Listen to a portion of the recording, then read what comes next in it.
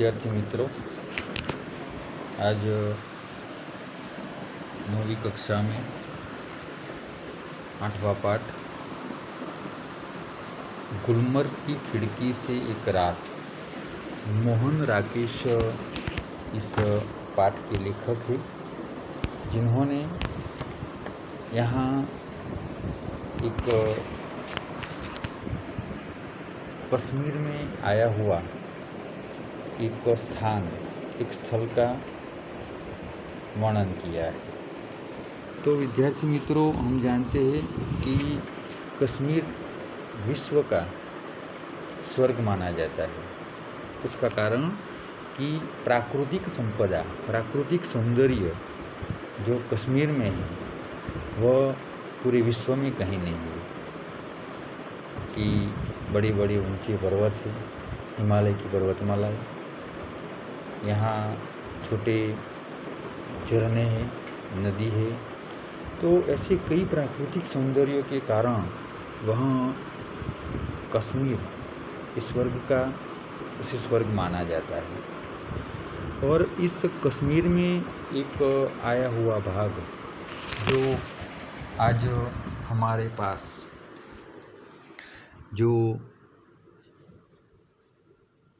आज मोहन राकेश ने कश्मीर का एक स्थान जो गुलमर्ग नाम कहा जाता है, गुलमर्ग कहा जाता है, वही गुलमर्ग को वह स्थल के बारे में हमें यहाँ समझाया है। लेखक ने उस गुलमर्ग का प्रवास के दरमियान जो वहाँ देखा उन्होंने, वह हमारे सामने आज उन्होंने वर्णन किया है। लेकिन यहाँ एक शीर्षक है खिड़की से एक रात, यानी कि गुलमर्ग की जो रात एक बिताई उन्होंने, तो जो उस समय एक बादल, एक घटा आ रही थी जो लेखक के सामने आ रही थी, और लेखक सोच रहे थे कि ये घटा मुझे स्पर्श करके चली जाए। तो इसलिए लेखक यहाँ इस खिड़की से एक रात ये शीर्षक दिया है। तो विद्यार्थी मित्रों, हम पाठ की शुरुआत करते हैं। आप भी आपकी किताब में इस पाठ पर ध्यान रखना, नज़र रखना कि पाठ निबंध प्रकार का पाठ है, इसलिए विद्यार्थी मित्रों हम यह पाठ की शुरुआत करते हैं। तो यहाँ लेखक ने लिखा है कि कुछ जगह होती है जिन्हें आँख एक बार देखती है तो चौंक उठती है, फिर धीरे धीरे परिचित होकर उदासीन हो जाती है। गुलमर्ग ऐसी जगह नहीं है। मैं जब पहली बार गुलमर्ग गया तो मुझे वहाँ कुछ भी असाधारण नहीं लगा।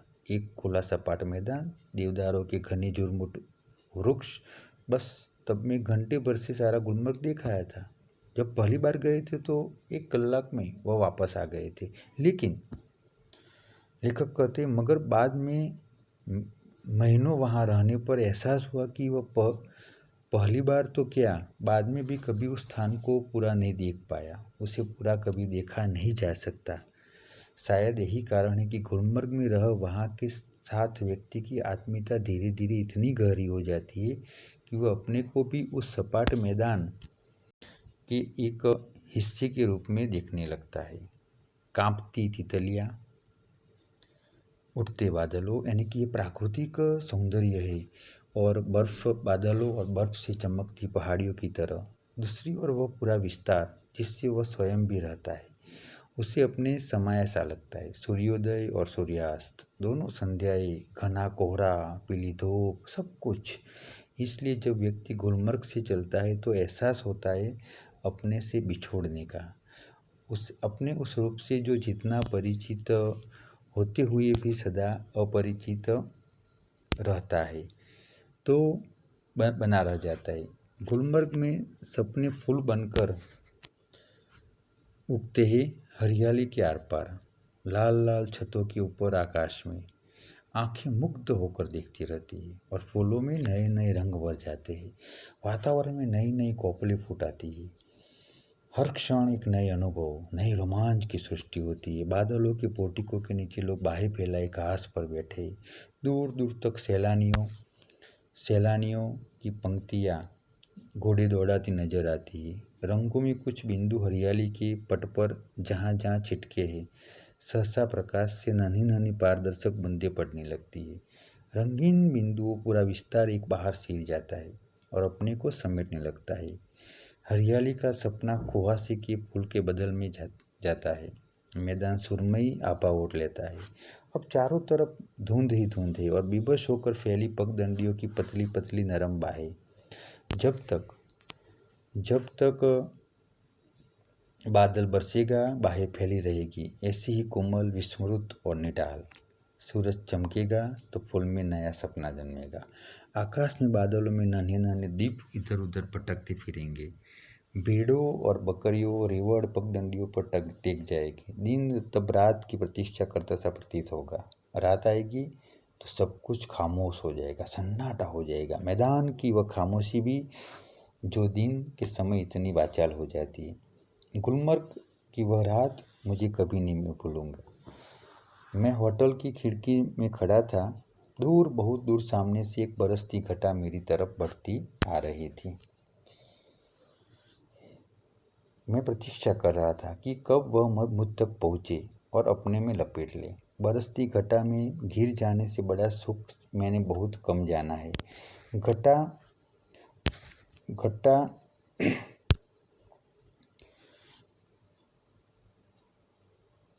हाँ, खड़ा था, प्रतीक्षा कर रहा था कि कब मुझे अपने में लपेट ले। बरसती घटा में घिर जाने का बड़ा सुख मैंने बहुत कम जाना है। घटा ऊपर से घिर आए और व्यक्ति छोटा करके उस पर छा जाए, और यह इससे अलग स्थिति है। इस बार आती हुई घटा यानी कि बादल हर संकेत मेरे सामने था कि मेरे सामने आ रहा है, और मैं उसके बराबर होकर अपनी खिड़की में खड़ा उसे बुला रहा था कि आ आ आ।